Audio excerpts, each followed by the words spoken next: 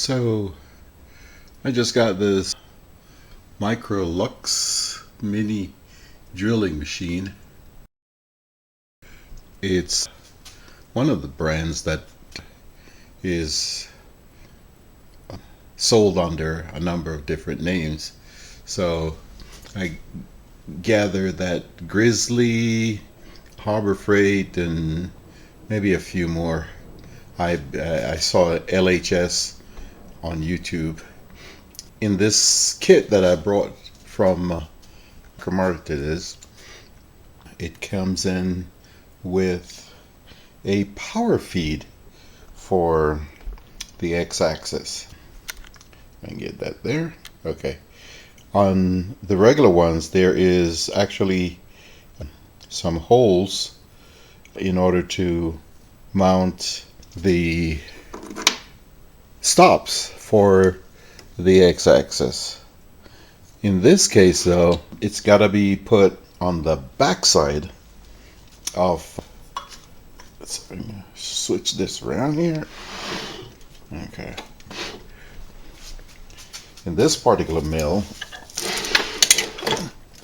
it has to be mounted here along this along the x-axis here. It's got to be mounted back here. So I was looking online to see if anybody had done this before, and what is suggested in the manual is that goes on the other end over there. What's suggested in the manual is that you've got to drill. You can see there's one mounting hole there and another mounting hole there, so that's got to be mounted on there. And I just figure I would document my progress with this here. Obviously I've never done this one before. This is my first mill. This is the power drive, and essentially what's going to happen is you'll take this end cap off, and then this whole unit, see if I can back up here so you can have that whole unit will be mounted there, and it will essentially provide a way to increase the speed, change the direction, and there's also a clutch here to engage and disengage so that you can turn the hand wheel freely. So I'm gonna get started and see if I can work out the logistics for getting this thing mounted on there. In the meantime, I figure since I'm going to go through it, I'll provide view on doing this. Like I said, I never done this before, so this is going to be a learning experience for me, and hopefully my faults and my flubs will help somebody else along the line. So I'll give it a go. So I guess we'll start at the front here, and underneath here there is a screw that attaches this baffle here. So one screw this side, one screw the other side, and we will remove that and see whether or not we can take the entire cross slide out altogether so that we can work on it off the mill. So I'll come back, and then we will remove this rascal here. So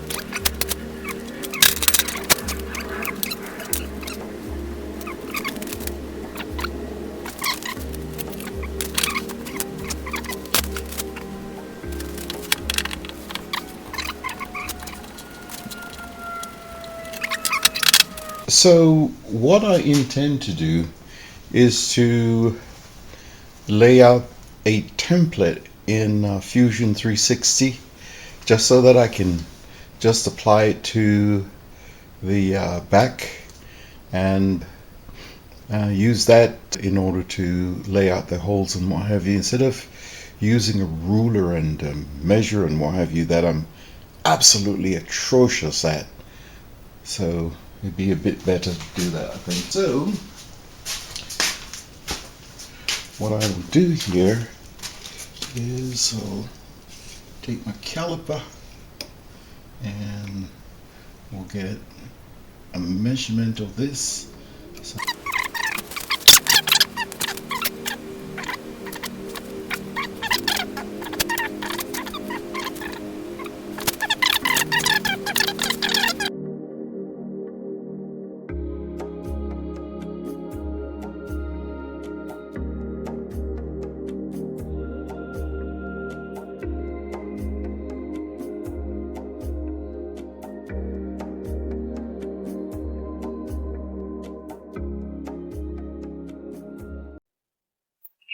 Alright, so here we are in Fusion 360, and the whole idea with this is to create a template for the Powerfeed so that we can tap and drill and tap the holes for mounting the switches.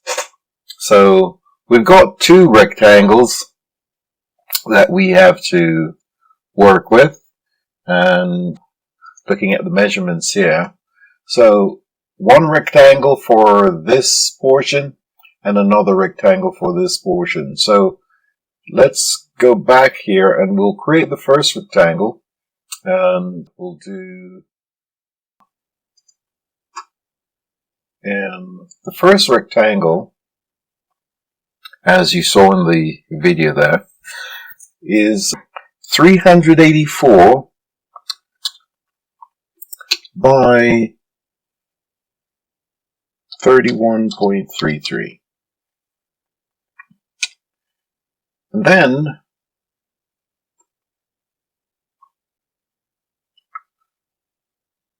to do the next rectangle, what we will do here is we'll do a line and we'll take it from the center to here, and we will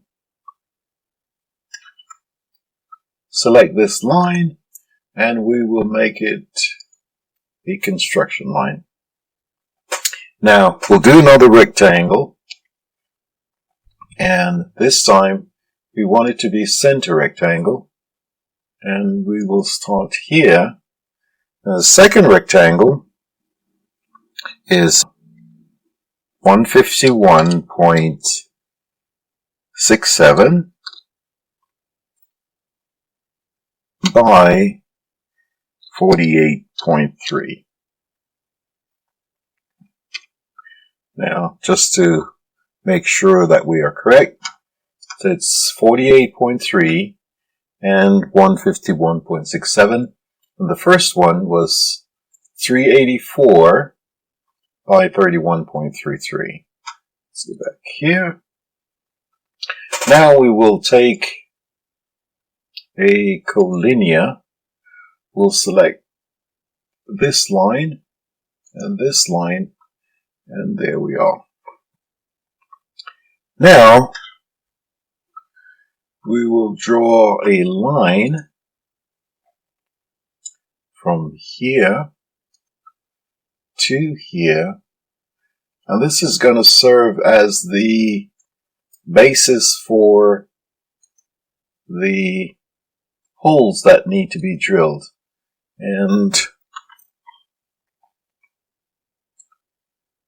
okay, all right, skip that. Now if we take a look at the Powerfeed section itself, we'll go down here to where the measurements are.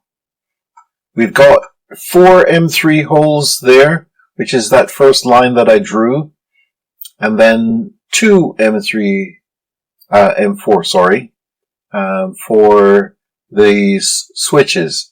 So the 4 holes from the bottom to the holes is 16 millimeters, and from the bottom to the 2 M4 is 10 millimeters. So let's go back here, and we'll do a dimension, and we will take from here to here, and we'll make that 16 millimeters, and we'll take from here to here, and that is going to be 10 millimeters. Now, what else we would like to do is to take this line and take this line also, and we'll make these construction lines.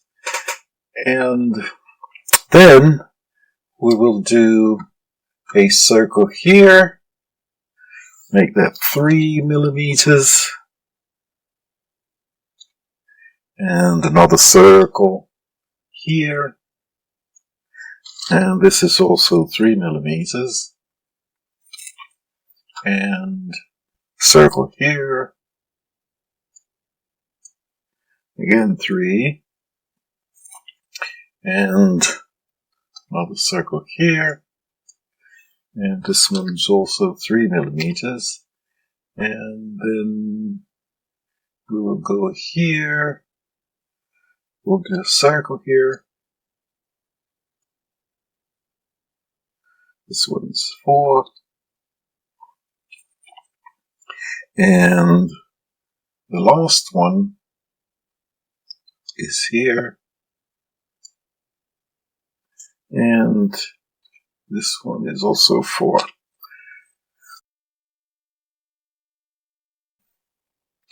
Now, if we go back to the Powerfeed numbers, so the first one is 20, the next one's 120, and between those 105 and then 120.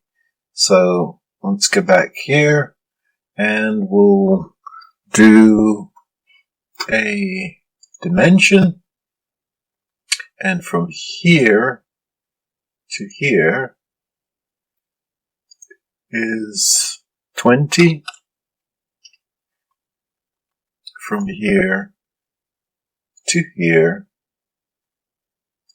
is 120, and from here to here is 105, and then the last measurement here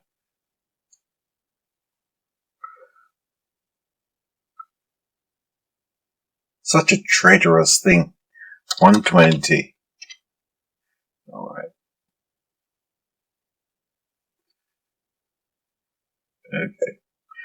Now, back here, the 2 M4 holes from the left edge, 48 and then 54.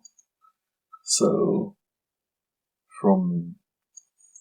let's do dimension again, and we'll go from here to here.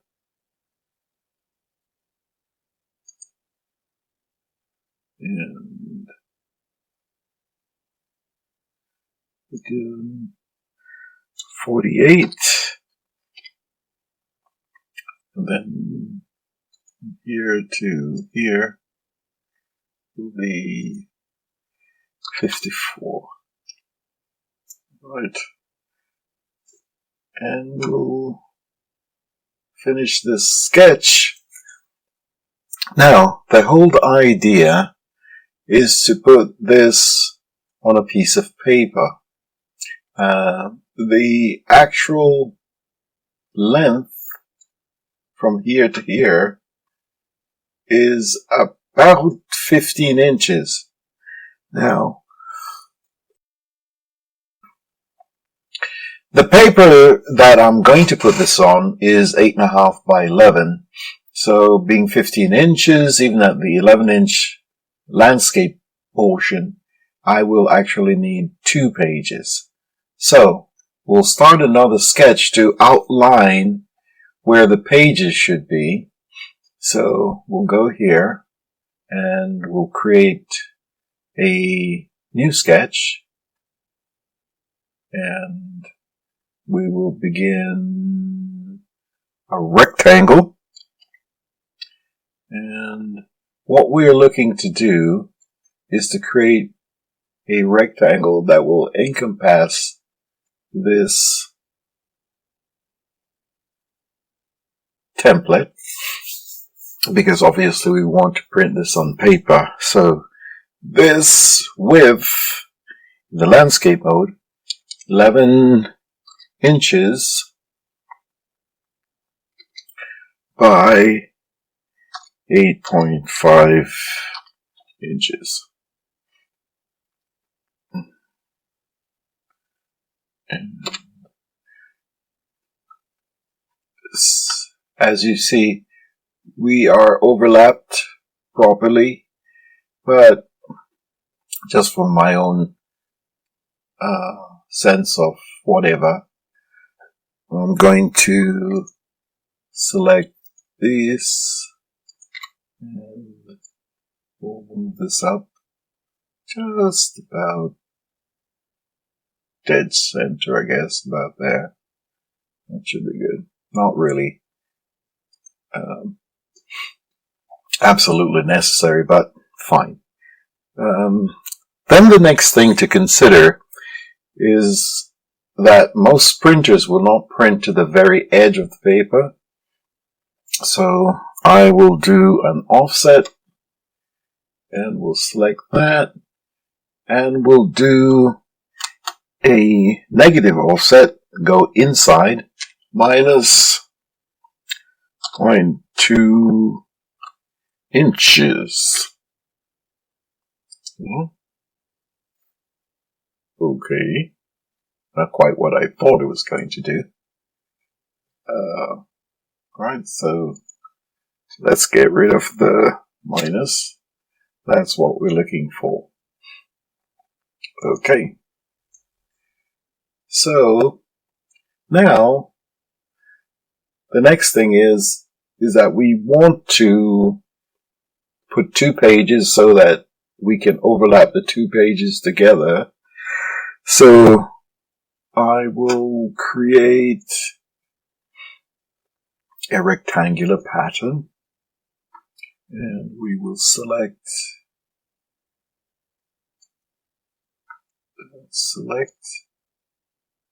this,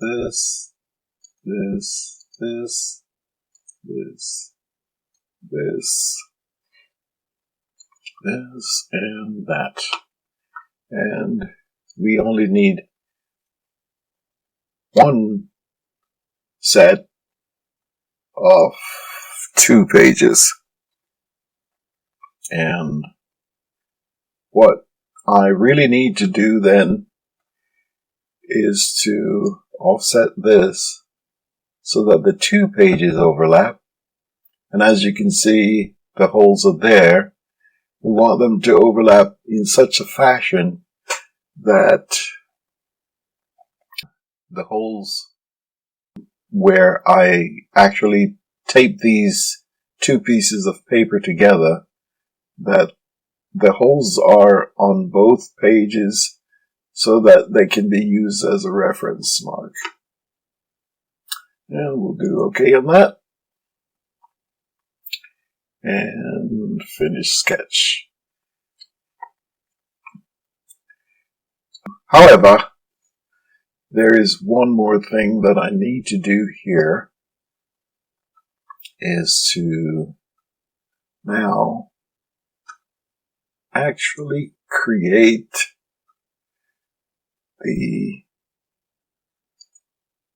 template itself, and we'll turn this one off,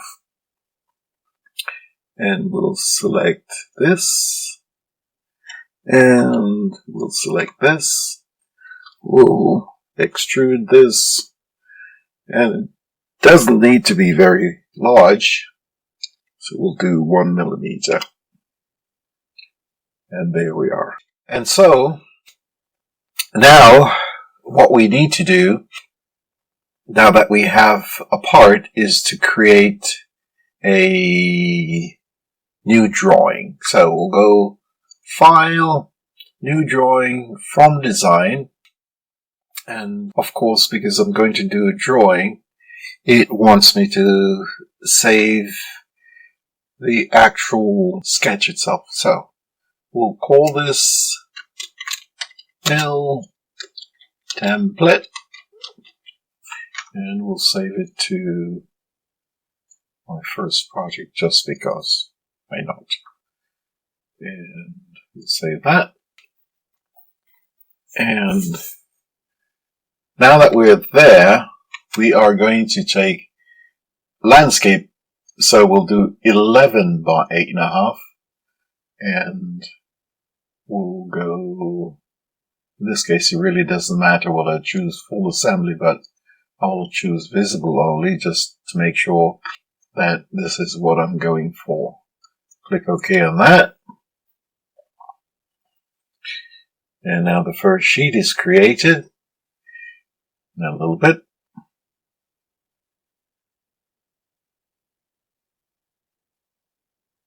Right.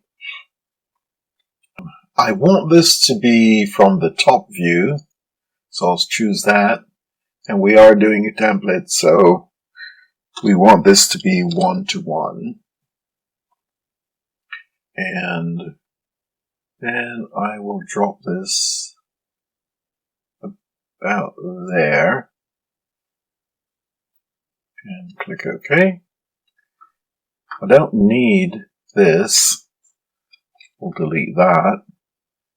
And I don't need this, so I will delete that. The next thing that we do need to do, however, is that we need to put in center marks, because we want to drill and tap this. So the center marks will serve two purposes. On the actual piece of paper itself, it will be a place to center punch, and also it will be registration marks for taping the two pieces of paper together. So we're good on that one. Let's create a new drawing. So we'll go back to the mill template, and we'll do File, New Drawing, from Design. And again, we want to do visibly only. We want to do 11 by 8.5. Click OK. And again, we want to take it from the top view. We want to do 1:1. And this time we'll slink it the other direction. And I guess I'll drop it about there. And we'll click OK. And again, we don't need this. So we'll delete that, and we'll delete that also. We will need to add the center marks same way. And the fact that these pages are going to overlap, the center marks in this particular instance is more for the idea for registration purposes. Alright, so now, the whole reason why we set up the second sketch was so that we could actually set this to properly reflect where the paper should be. So there is our paper settings, if you will. So what we do is we will set the page so that it properly is registered on that sheet of paper. That would be the second page. And if we go back to the first one, we will do the same thing. Go back here. We'll turn on the sketches. Take the sketches there. And we will move that so that it registers on this sheet of paper. Right, like so. Okay.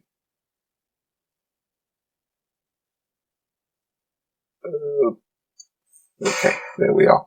So the one page is on this side and the other page is on that side.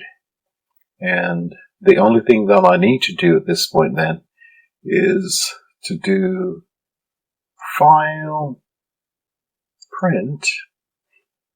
We'll print it to Adobe PDF, print, and we will save this as mail template.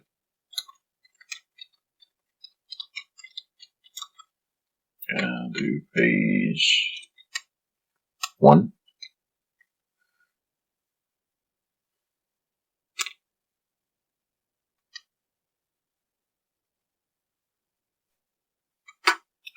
And we have that.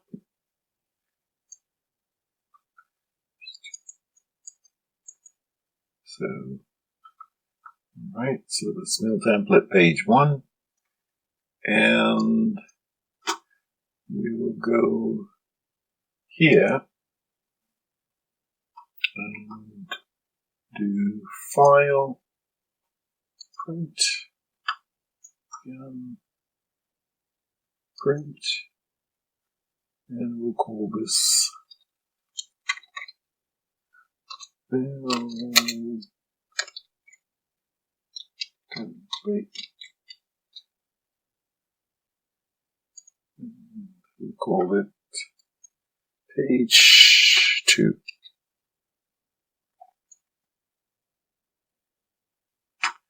And we have that.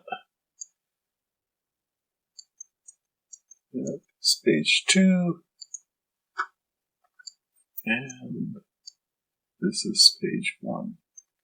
So what I will do now is pop this open, go back to this one, and we'll select this, and we'll drag this one.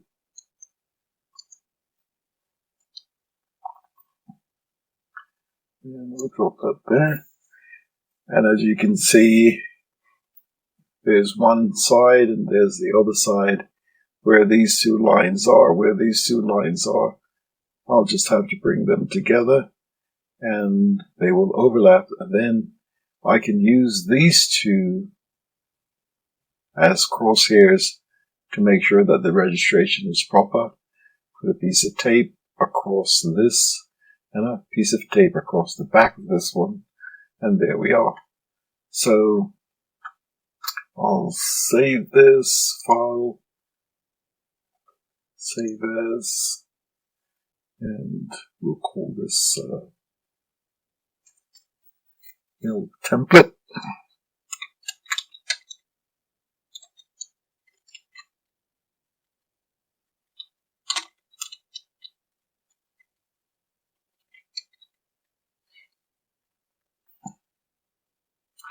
Right.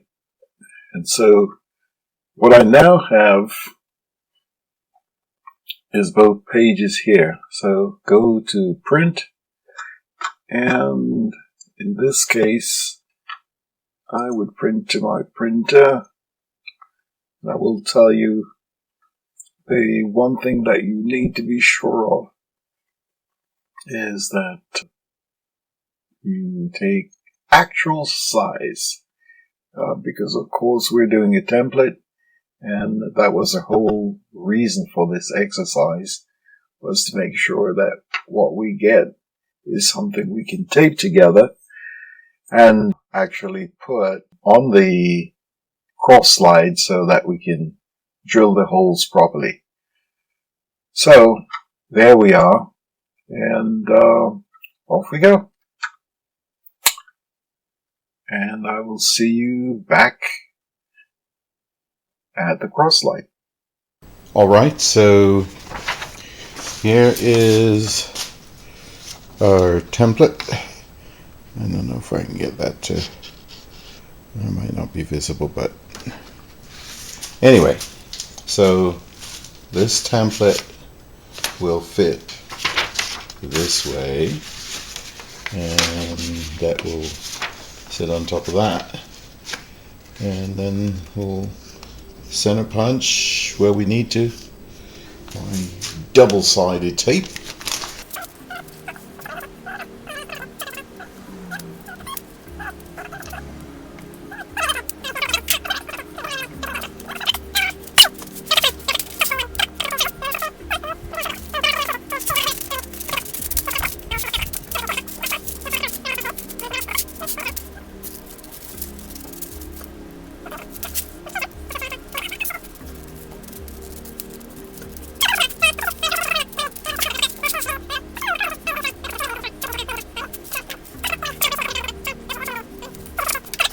Let's see how that looks there. That looks pretty good. Absolutely on target.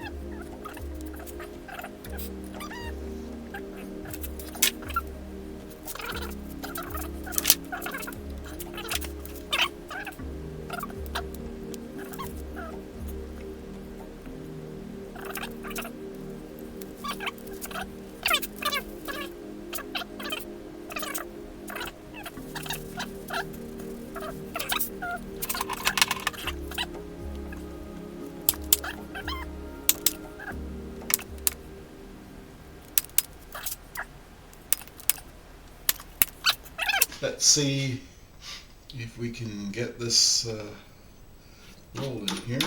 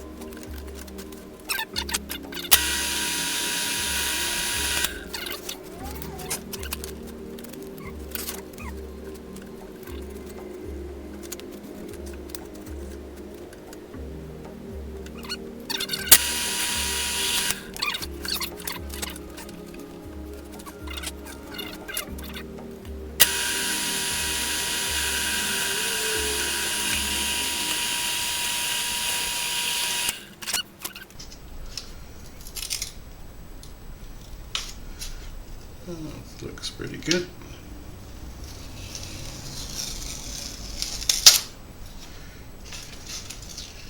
And the template comes off very easily.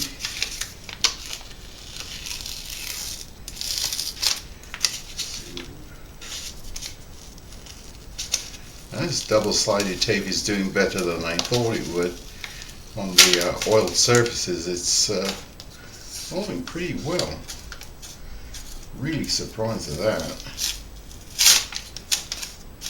so much so that paper is ripping from here. Okay. Let's see.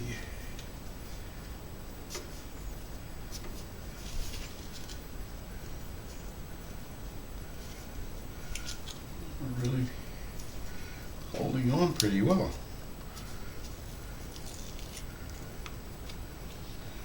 All right, so we've got our marks pretty much.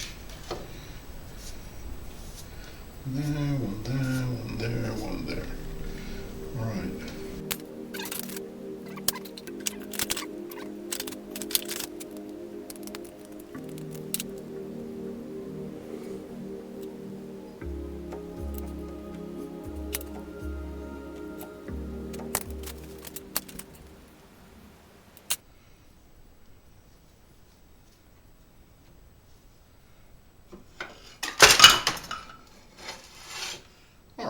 There we are. Now we're flat. Much better.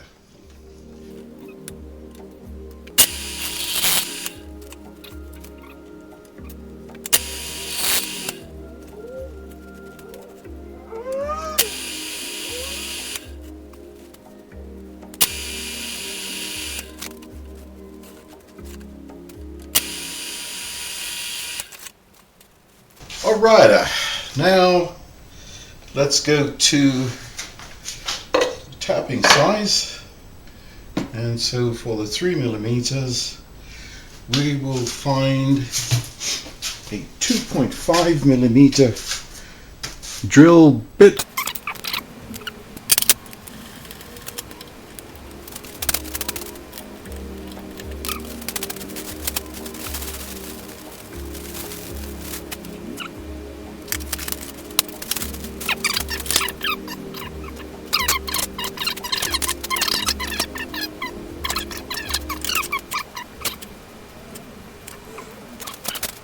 Alright, so we have gotten all of the taps done, and now 3mm, so we are gonna do some tap magic.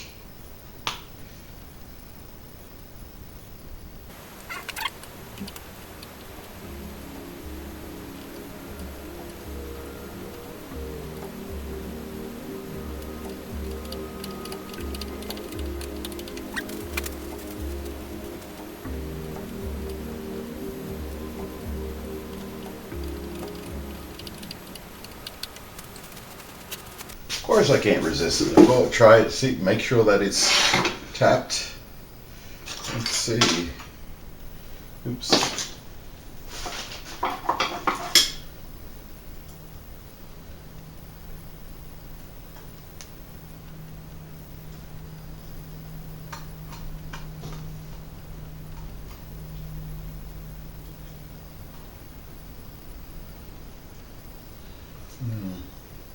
Not very happy with that. Got to clean the junk out of there, I guess. Let's see.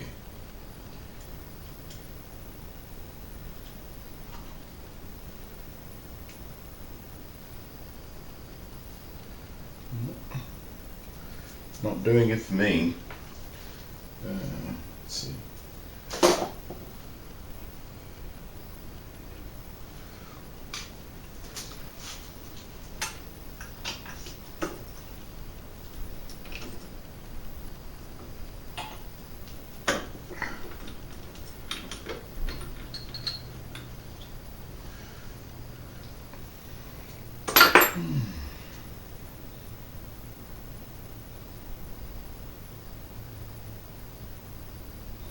Well, I guess I may have to. I'm not very happy with this tap at all. I didn't know better. I would say the tap is absolutely useless.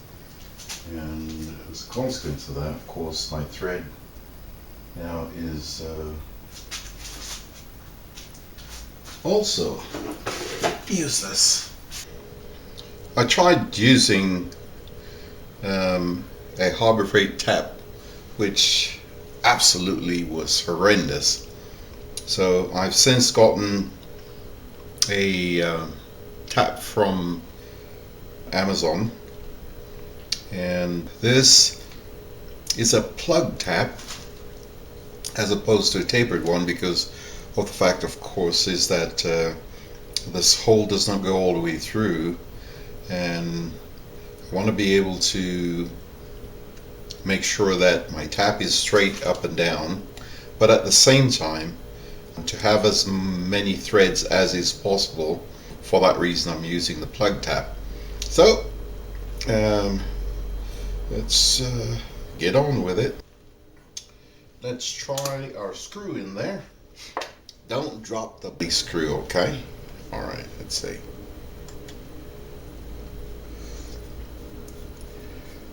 Fantastico. Just beautiful. Alright.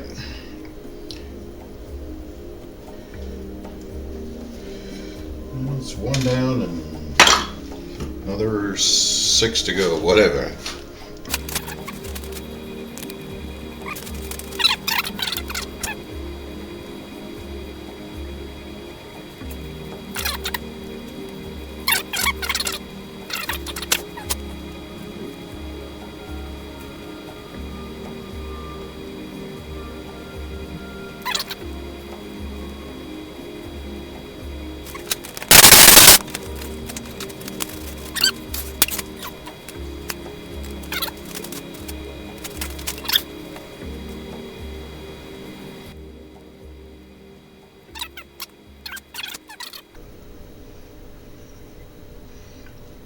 I will tell you, the tap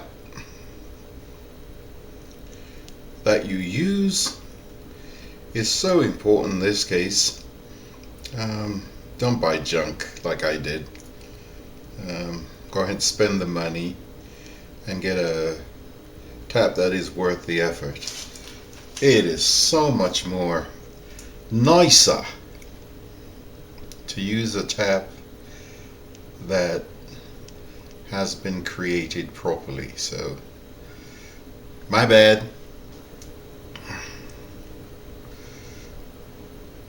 Should have done this to begin with. The two 4mm. We'll do a little tap magic here.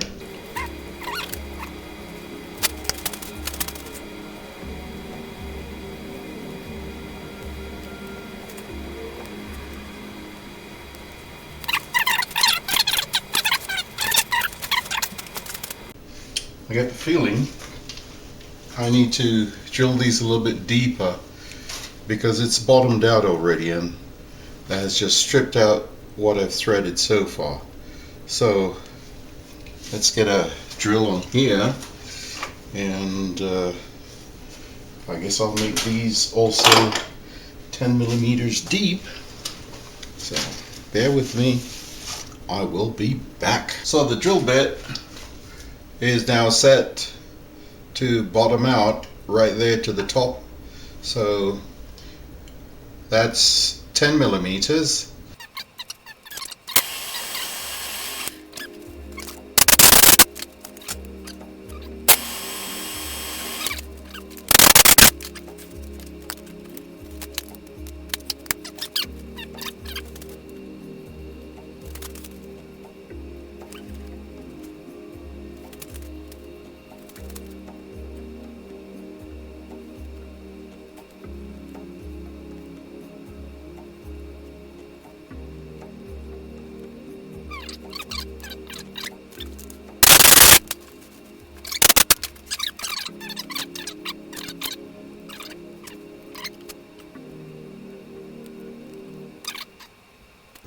As I said before, don't go cheap. Get a good set of taps. That will save you bacon, I think.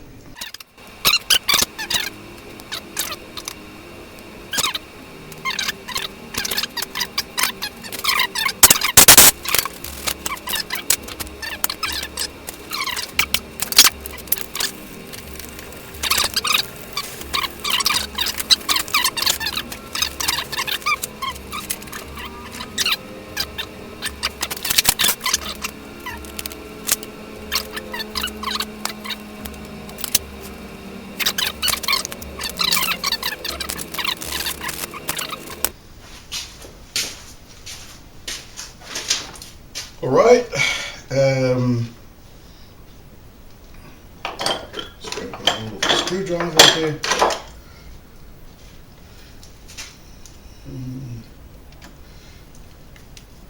Screw number 1.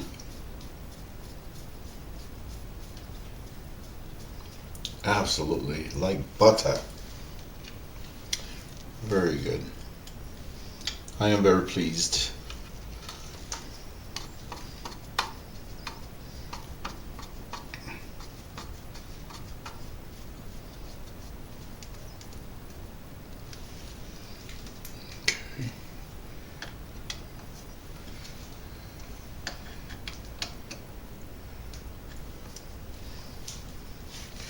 And hopefully the screw holes have not trespassed on the inside of the track, the T-track, but I am counting on the fact that someone has taken that into account in providing the screws that they have provided for this. But I am silenced by the fact that the holes are precisely where they should be, at the 120 millimeters, is just at the right spot. And these are the stops for the limit switches for the Powerfeed, and the limit switches themselves. Right.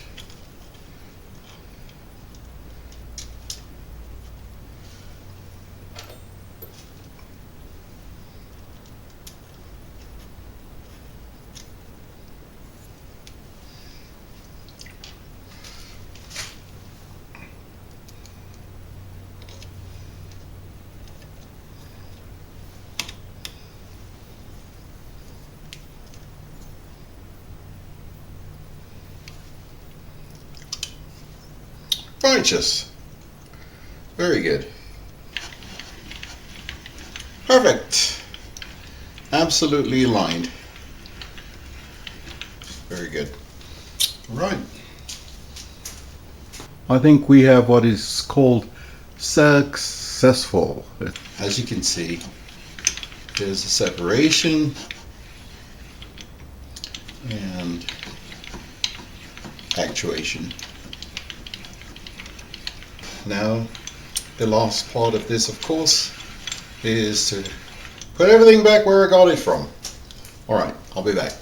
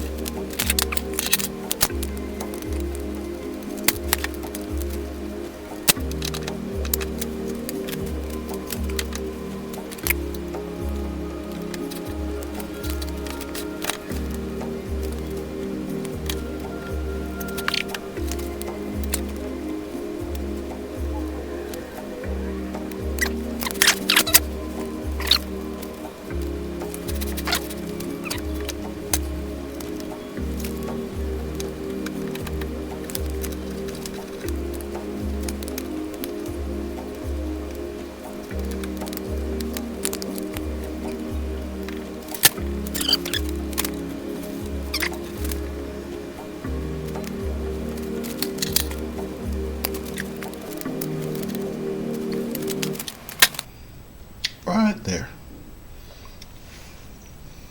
Let's see. All right. Cooking with grease or something.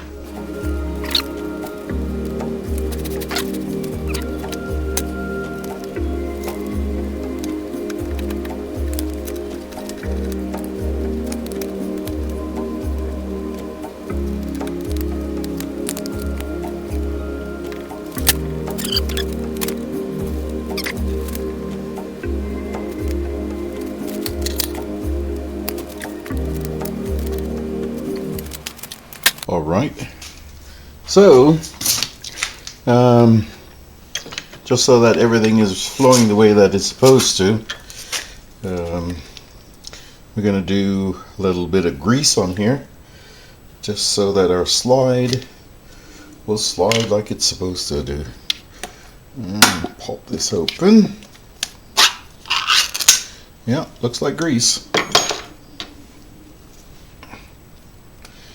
Alright, this probably is not the best thing for your fingers, so I will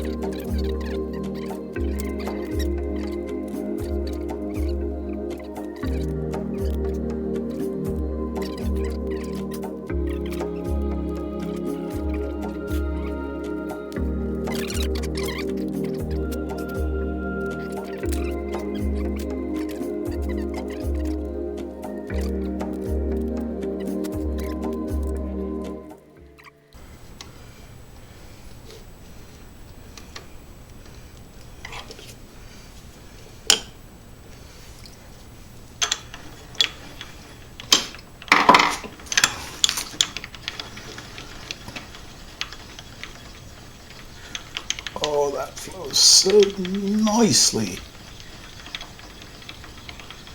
Wow. Like butter.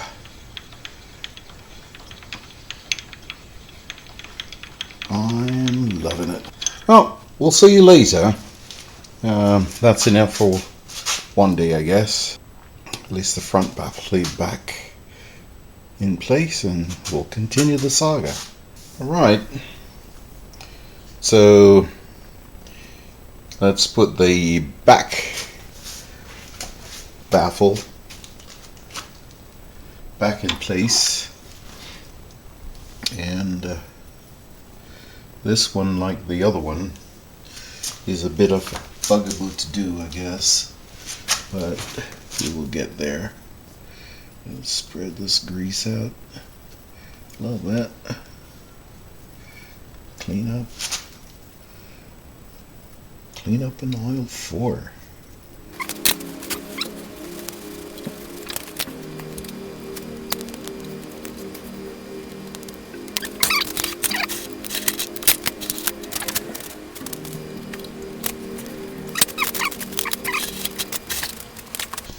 Now for the clutch.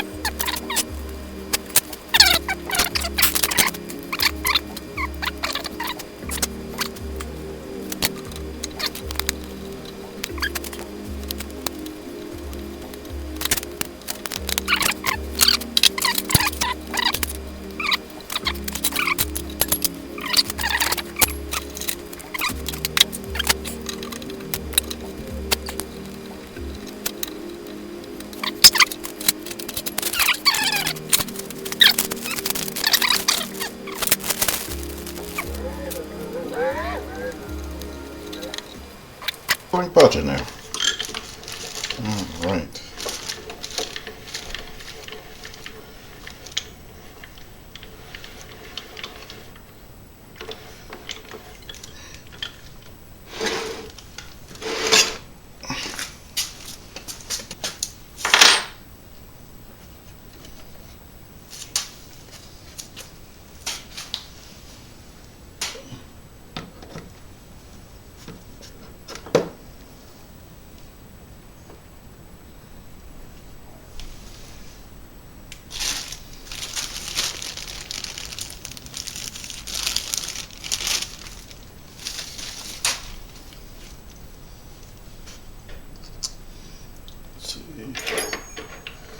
Get the right one first. Right.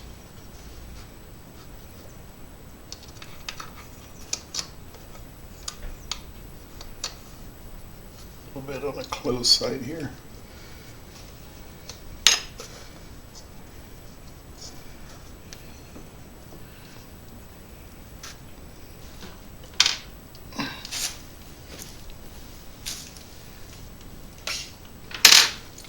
This is a case where I need the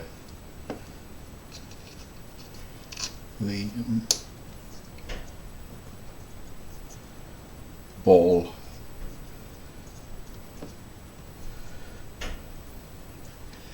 Yeah. The hand crank, and when you turn this, the knob itself, it's working on a cam inside here, and the cam physically pulls that shaft backwards or allows it to go forward. And I think it's just a matter that the knob was not in the right position. However, the goody thing that you have to be aware of is that ball bearing is in there, which falls into the detent to provide you with when it's fully open, fully closed. If you're not aware that the ball bearing is in there, it's going to go flying. So just be aware the ball bearing rolls back and forth between the two positions. And as I said, in this particular case, the reason for it not disengaging is just a matter that the set screw in the knob itself, unfortunately that knob is just a round shaft, and if the set screw is not adjusted at the right spot, then it will not extend the shaft far enough to either engage or disengage for that matter. So very well. All right, let me put this back together and then we'll go from there. So what I had to do here with this is to hold the cam. The cam is round and it's got a pin that sits on this surface here, and so when the pin is rotated this way, it pulls the whole assembly that way, and when it rotated this way, it pulls the whole assembly back this way. So you can see, hopefully, saying is that in this position it rotates the entire shaft out this way, and in this is the disengaged motion. And as you see, I turn the hand wheel. The slide is moving, but this is not turning. When it's engaged now, you'll see that it actually turns also. So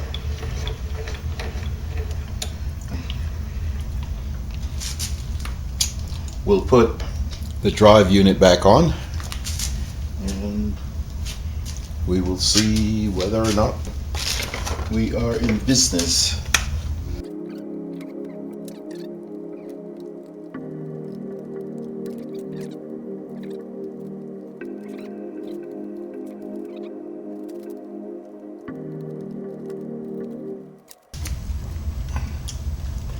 With the unit mounted, you definitely feel that the hand wheel is a lot freer now with it in the disengaged position. But let's see, we'll plug in the power, and it is saying fault, which means what, I don't know.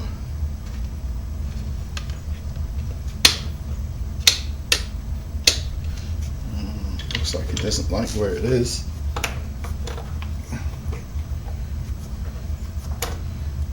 Okay.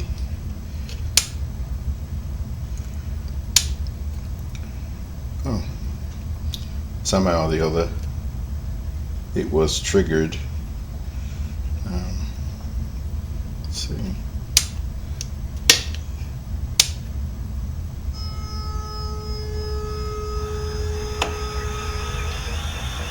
And as you can see, the motor's running, but nothing's moving because this is in a disengaged state. Stop that. Let's see. Go to engaged.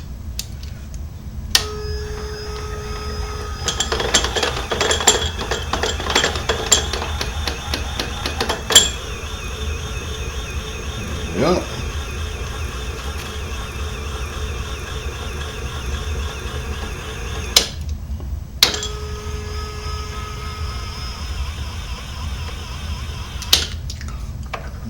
Disengage. No hand wheel. Motor's running, but the clutch is disengaged properly at this point.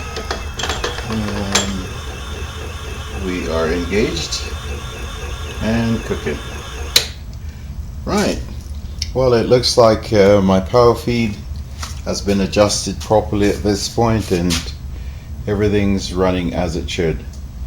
The only last thing is to make sure that the switches, the stops in the back here, are working properly. So I'll pull these in a bit. I guess I better connect the switches to the drive unit. Hang on for 1 second here. So untangling here. And bring this back here. It's got a 3-pin DIN connector, and just to be on the safe side, I power it down. And let's put the connector in. Screw the cap on. I'm not so happy with this wire being so willy-nilly, if you will, but it needs to be mobile, I guess. Let's go this direction.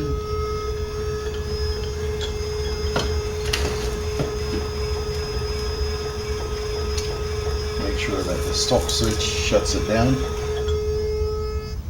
There we go. Let's try the other direction.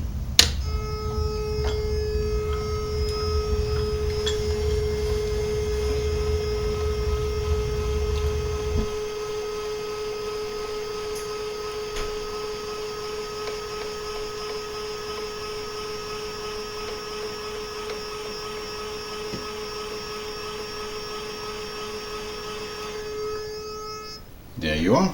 Alright, so in both directions the limit switch is doing the job that it's supposed to do, and I imagine for most cases you want the limit switch to be at the end of the limit of travel so that it will do the full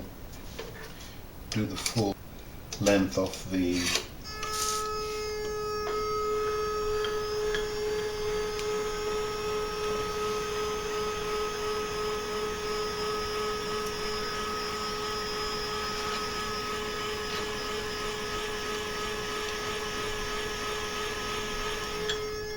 very good. Superb.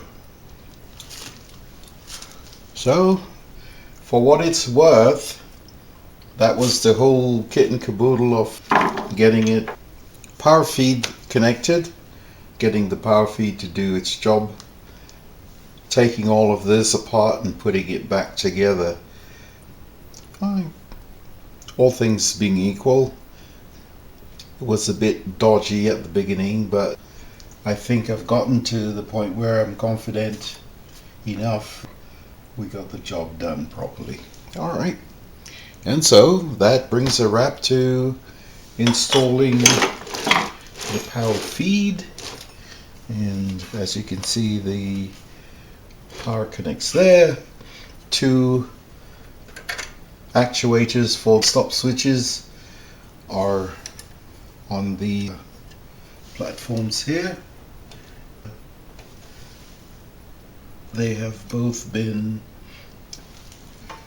drilled and tapped and put in the right place along with the switch itself, so I am happy with the job.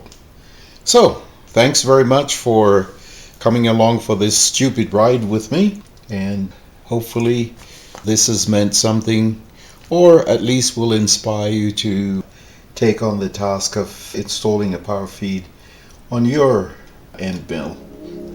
So thank you so much. Bye now.